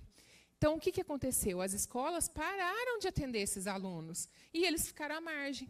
Por quê? O que eles entenderam? Que aquele público é muito grande para o atendimento educacional especializado. Então, esse daqui, o último público, que as mães procurem, no período contrário, um psicopedagogo, uma fono, uma TO. E vocês acham que as mães têm condições disso? Então, e se a gente parar para pensar, a gente tem ali 20%, naqueles 3, 20% da população dentro de uma sala de aula. Dentro de uma sala de aula, eu tenho 20% que tem ou autismo ou deficiência. Não, desculpa. Que tem o autismo, as deficiências e as altas habilidades. Ali embaixo, a gente tem 15% sozinho. O que mais preocupa numa sala de aula hoje, para quem é professor? Não é o síndrome de Down, nem os outros, a dislexia, a descalculia, o TDAH. O maior número, gente, é TDAH e autismo dentro de uma sala de aula. Hoje, síndrome de Down é raríssimo. E vai acabar, né? Que eles estão descobrindo um jeito que eles vão entrar e fazer a alteração genética antes. A hora que faz a fecundação, eles já vão começar, eles vão e reestruturar aquele cromossomo que vem a mais. Então, eles estão prevendo que para daqui 30 anos, mais ou menos, a gente não nasça mais pessoas com síndrome de Down, que eles vão conseguir mexer nisso. Tá? Pode passar? E aí, gente, quem são as pessoas com deficiência? Porque parece que ficou fácil ali, né? Pessoas com deficiência, autismo e altas habilidades e os transtornos. Olha lá, gente, dentro do grupo das deficiências. Tem a auditiva, a física, a intelectual, a visual, a surdo-cegueira e a múltipla. Passando rapidinho, viu? Esse você vai passando, que aí eu vou explicando. Na auditiva, vocês pensam que é só auditiva? Tem duas dentro da auditiva. Foram separadas desde 2006. Tem a auditiva e a surdez.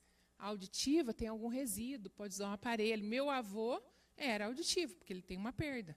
Agora, a pessoa surda, que vai usar Libras, aí ela não tem resíduo, ela tem a perda total. Então, e não existe o termo surdo-mudo, tá? Nem todo surdo é mudo. Ele não fala porque ele nunca ouviu. Para ser mudo, a gente tem que ter os órgãos fonoarticulatórios. Isso.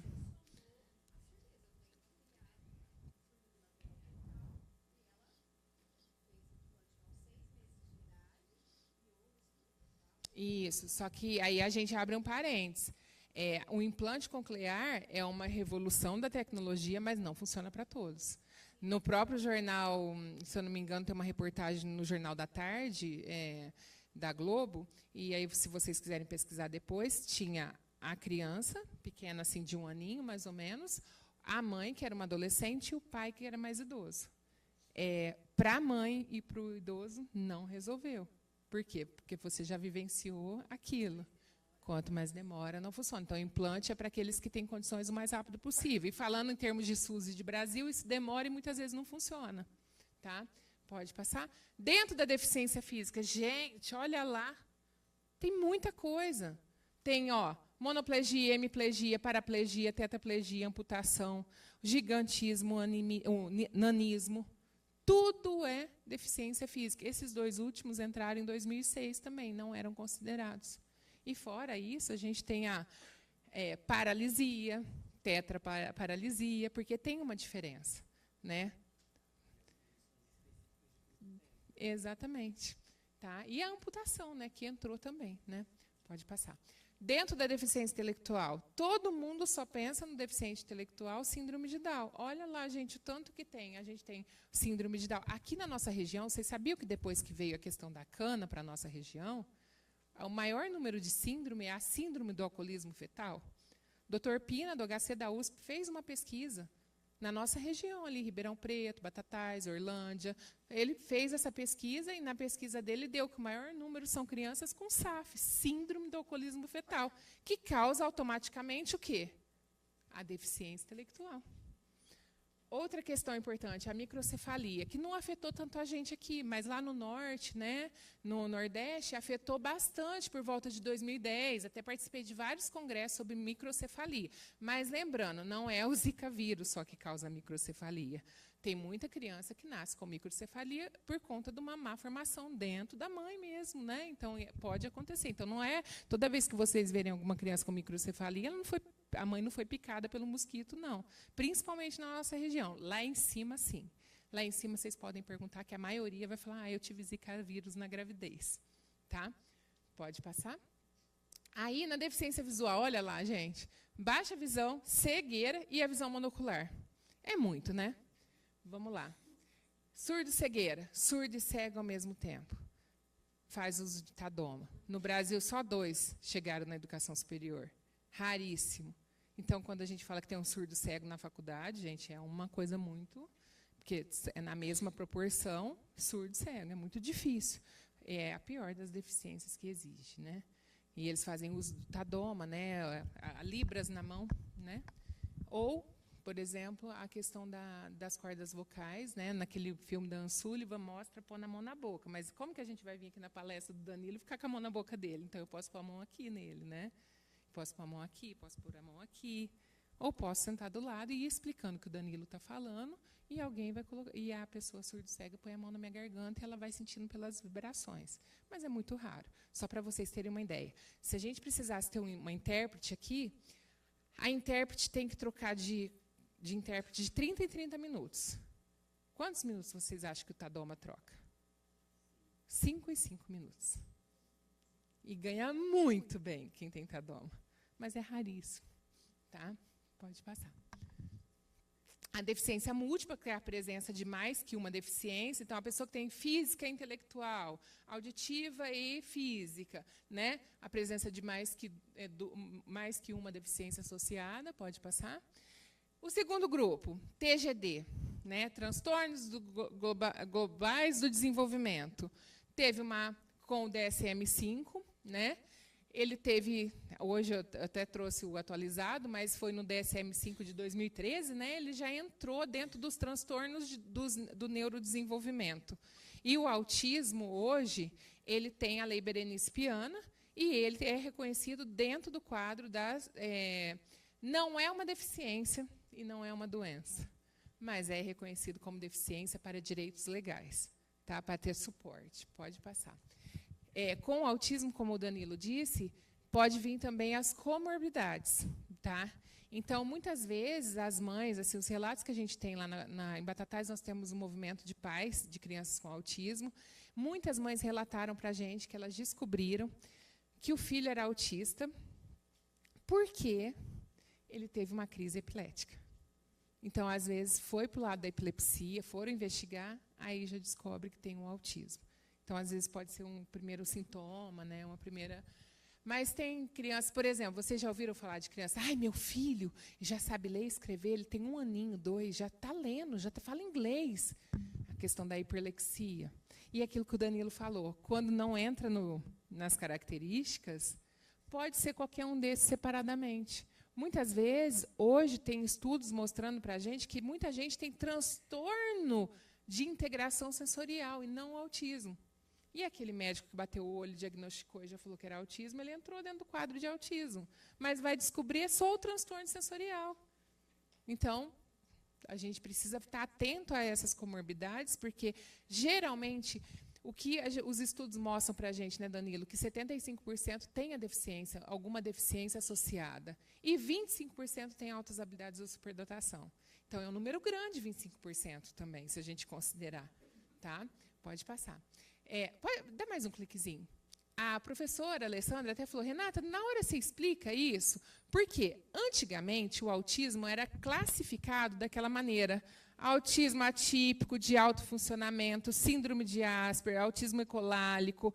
Com o DSM-5, os maiores pesquisadores entraram no consenso que o que acontecia muito? Eu que trabalhava na PAI, eu chegava perto da nossa neurologista lá da PAI e falava assim, doutora, tem um menino na minha classe que eu estou desconfiada que ele é autista. Ela olhava para mim e falava, quantos anos ele tem?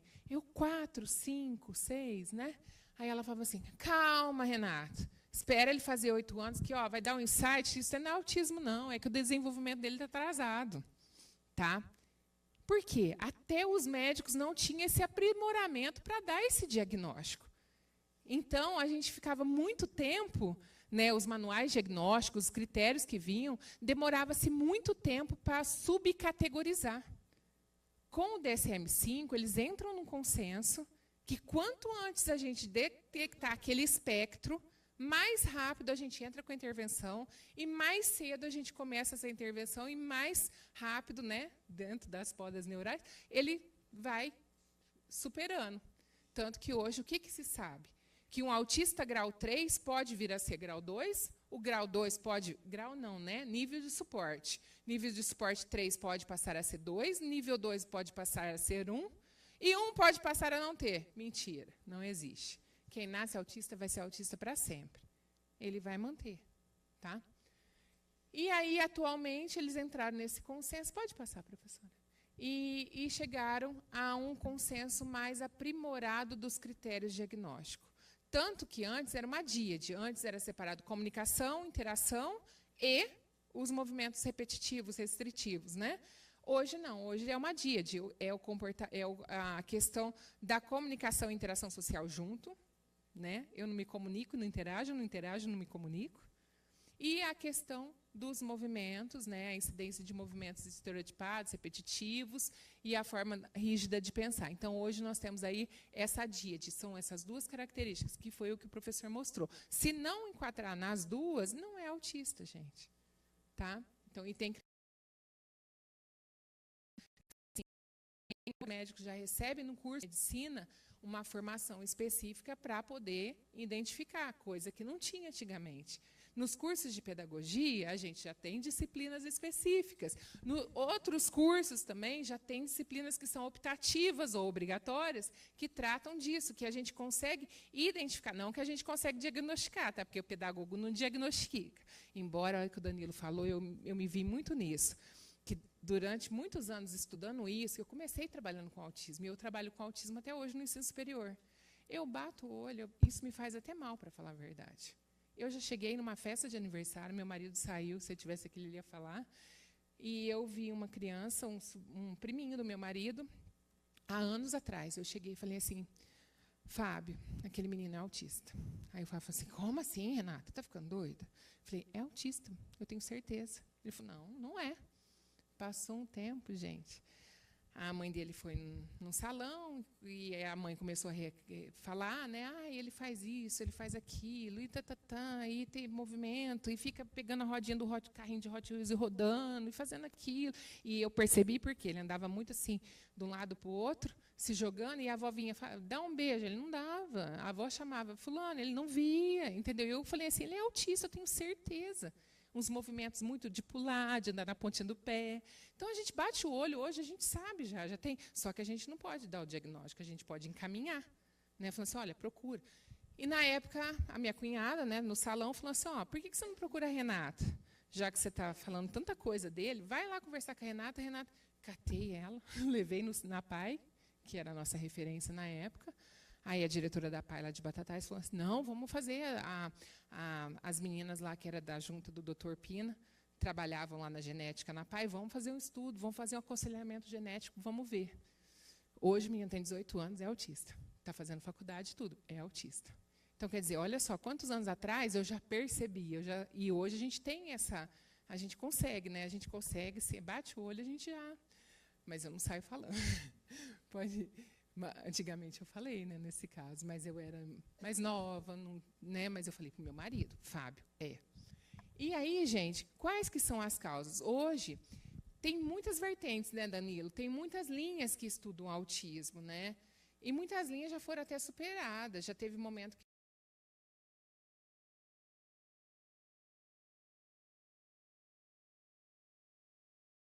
caiu.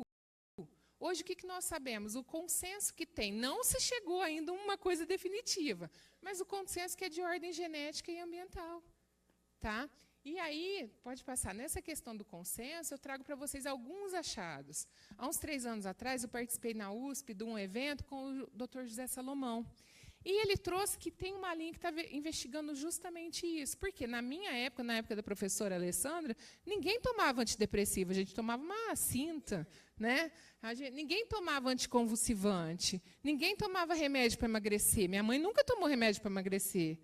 E tem uma linha pesquisando nisso daí, falando que pode ser algum resíduo de... Por quê? O que acontece? Quando a gente pensa assim, eu pretendo engravidar, eu paro de tomar tudo que eu estou tomando, bebida, tudo, e falo assim, já vou entrar com as vitaminas e pronto, está tudo certo. Não é? O anticonvulsivante, o antidepressivo, eles ficam dentro do corpo da gente por volta de 11 a 13 anos. Então, não dá para tirar isso. Então, hoje, tem que ter um trabalho muito pesado com as adolescentes, no colegial, para trabalhar isso. Para que tomar antidepressivo? Para que tomar anticonvulsivante? Né? Todas essas questões. Né? Eu falo que é mais assim, porque o antidepressivo, né, o anticonvulsivante, às vezes a pessoa tem que tomar, né, pelo que ela tem, mas o emagrecedor não. Né? Então, é bem complicada essa situação. E são achados, tá? Pode passar. Isso, de peso. Emagrecedores mesmo. Pode passar. E aí, gente, mas o que as evidências traz para a gente? Fizeram uma pesquisa com mais de 2 milhões de indivíduos em 5 países diferentes. Tá?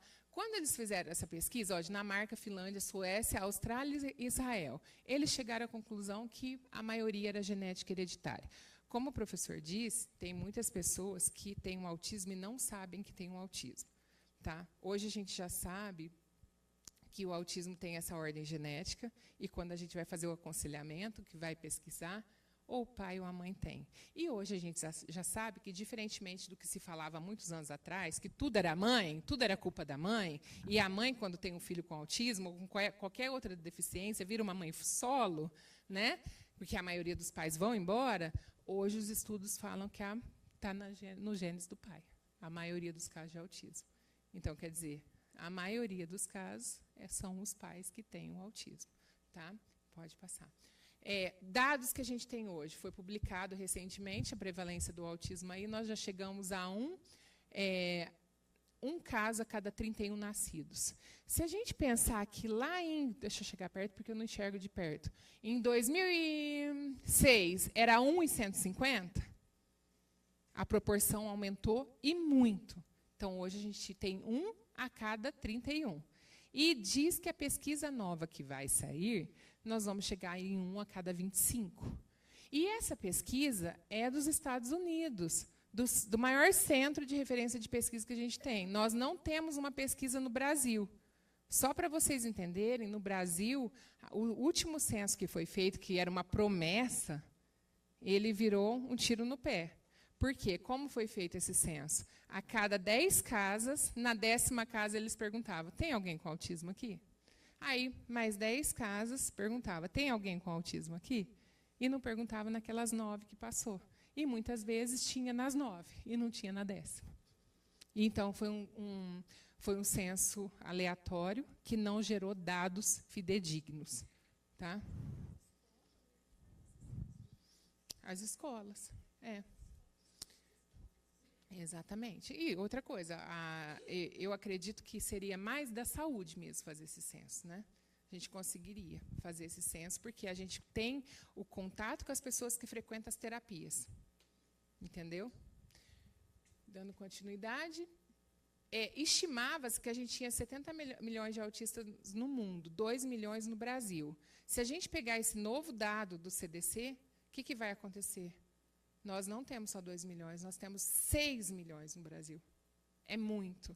Desses 6 milhões, 3 não sabem ainda. Só 3 que sabem. Só 3 que têm laudo diagnóstico. 3 ainda não sabem, que são os mais velhos, e que são aqueles que não têm o acesso à informação, né, ao diagnóstico. Né, pode passar. E estima-se, 50% não sabe ainda que tem um autismo. Pode passar. A maioria é nos meninos, nos homens. Tá? Agora, tem um dado interessante. As meninas conseguem, né, professor, mascarar melhor. Né? As meninas mascaram muito melhor. Então, o que preocupa a gente numa sala de aula? Aquele menino que fica correndo, aquela menina que fica quietinha no canto dela, né? A mesma coisa no TDAH. Quem que preocupa bastante a gente? Os meninos, que são hiperativos, impulsivos, tal. Mas na questão tanto no TDAH como no autismo, as meninas mascaram muito bem. Só que quando elas entram na adolescência, vai naquele dado que o professor falou. O que vai acontecer? Se isolam, não conseguem ter relacionamento, começam a querer ficar só em casa, ter depressão, ansiedade. E um dado que ele não disse que está acontecendo muito é o suicídio, automutilação e suicídio. Tá? Porque elas sentem uma dor profunda e vão descobrir, muitas vezes, depois da adolescência, que tem um autismo. E não é que tem dados que já falam que não é que é essa proporção, é que realmente as meninas mascaram melhor. Que poderia se dizer que hoje é meio a meio, que tem tanto homens quanto mulheres têm o autismo. Só que é muito mascarado, tá? Na questão das meninas.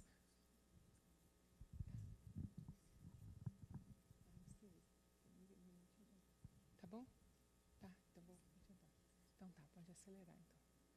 Bom, só deixa eu falar dessa parte. O que está acontecendo? Vocês podem estar perguntando, mas, Renata, e a questão do autismo? Sempre existiu? Já tem estudos que vêm falando. O que aconteceu? Melhorou o aprimoramento por parte dos médicos, melhorou o aprimoramento por parte dos professores que detectam antes, melhorou o acesso ao diagnóstico. Antes, pessoas negras, latinas, mulheres não tinham acesso ao diagnóstico, hoje tem. Então, isso tudo melhorou bastante. Então, os critérios foram mais aprimorados, então, isso facilitou o diagnóstico. Pode passar. Nós temos, como o professor disse, uma terceira categoria dentro do público-alvo da educação especial, que são as altas habilidades de superdotação, que são as pessoas consideradas habilidosas hoje, né? Pode passar. E temos essa quarta categoria, que são os distúrbios, né? Que na nossa área da educação a gente não trata como distúrbio, a gente trata como os transtornos funcionais específicos, como está no DSM-5 mesmo, que seria dislexia, descalculia, disgrafia, desortografia e até mesmo a dislalia, que envolve mais a fala. Dificuldade e transtorno. Pode passar dá mais um clique. Tem diferença, tá? Dificuldade é aquilo que é passageiro. Então, eu tenho dificuldade na aula da professora Alessandra.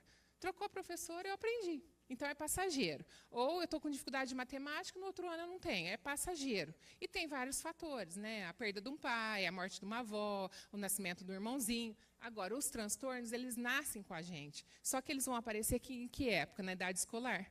Então, é aquela criança, por exemplo, tropeça muito, cai muito, não consegue, fica com a blusa de frio no dia de calor.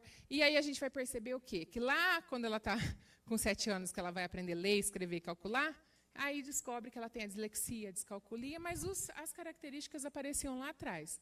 Pode passar.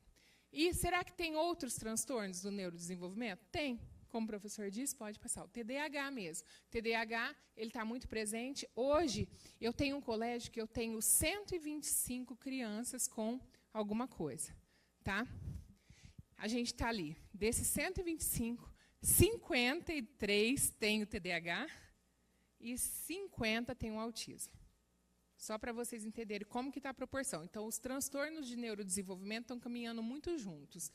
Hoje existe uma legislação para TDAH e para transtornos de aprendizagem, só que essa legislação é só para a educação básica, pode passar, por isso que eu não vou entrar. E como a gente pensa numa cultura inclusiva na educação superior? Isso é importante pensar?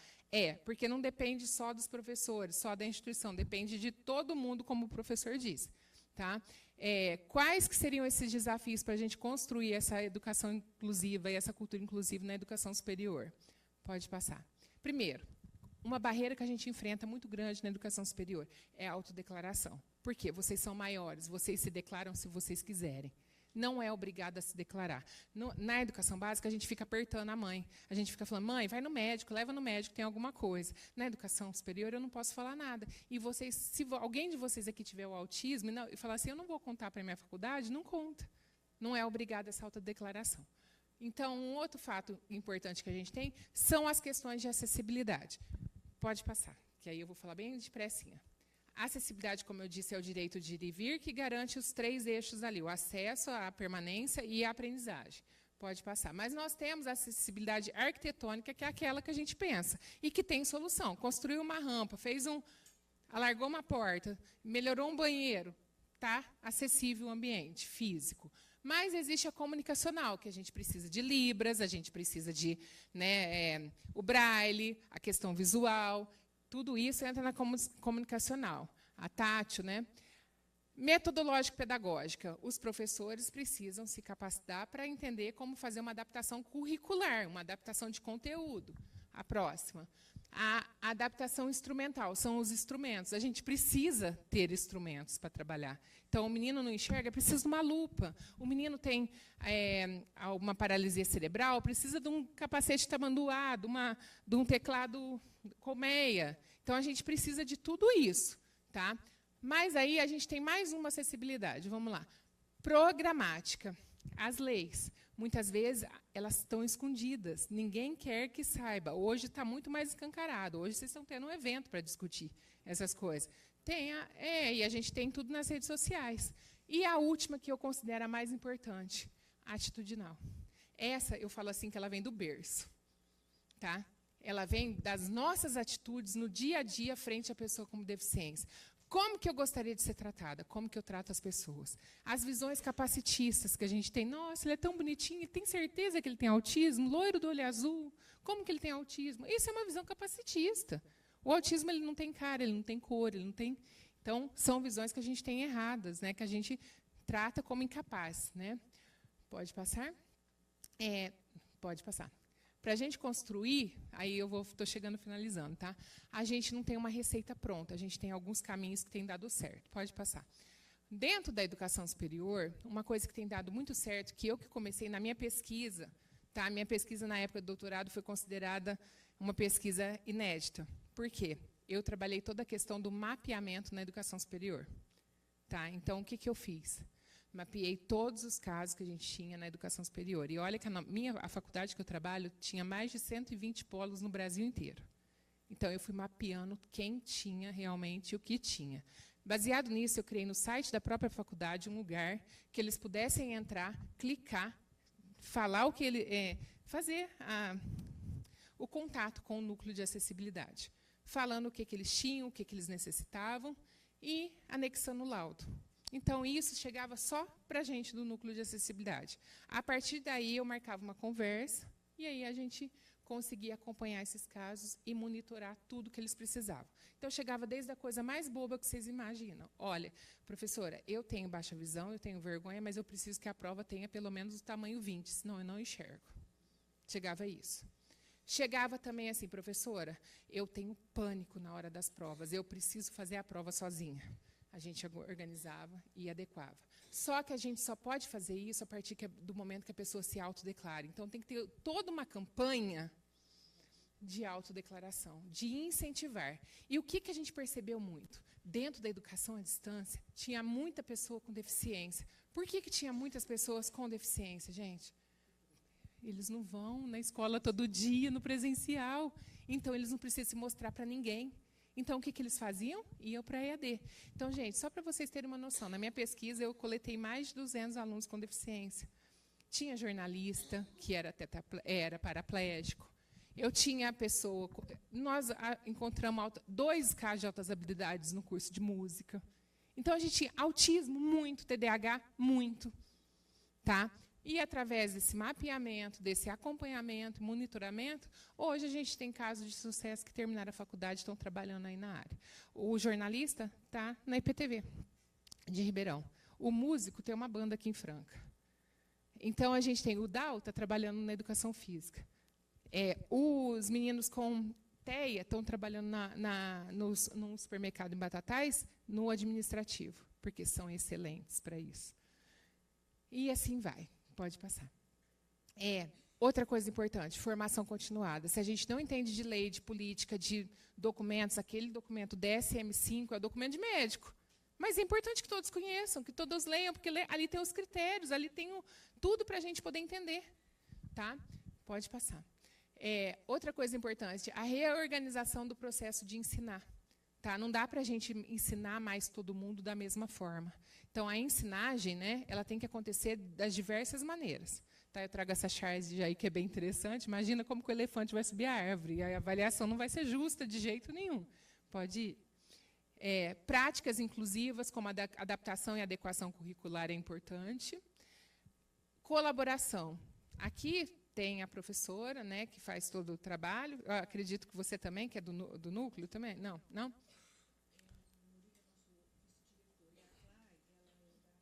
Isso. E aí, o que acontece? A gente precisa ter alguém de especialista para direcionar os outros. Hoje, o que tem mais se falado não é mais na proposta de AEE, Atendimento Educacional Especializado, chegar e atender a pessoa. Hoje, a proposta é um ensino colaborativo, trabalhar com quem trabalha.